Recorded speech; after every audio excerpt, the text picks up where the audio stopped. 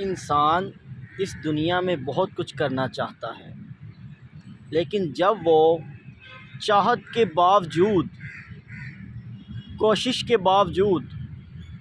محنت کے باوجود حاصل نہیں کر پاتا تو پھر وہ پریشان ہو جاتا ہے، اور وہ پریشان ہونے کے بعد اگر اپنے آپ کو اللہ کے حضور حاضر کر دے، اللہ کے حضور جھک جائے، تو جو چیز وہ حاصل کرنا چاہتا ہے اسے وہ بھی مل جائے گی اور اللہ کی محبت بھی مل جائے گی۔ اللہ چاہتا ہی یہ ہے کہ میرا بندہ مجھ پہ ایمان کرے، مجھ سے مانگے، مجھ سے طلب کرے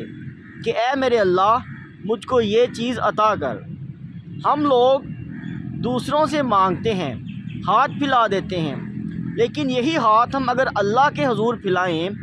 اللہ کے حضور، اللہ کے حبیب کا واسطہ دے کر کہیں کہ اے اللہ ہمیں عطا کر، تو اللہ ہمیں خالی کبھی نہیں لوٹائے گا۔ ایک حدیث مبارکہ ہے جس کا مفہوم یہ ہے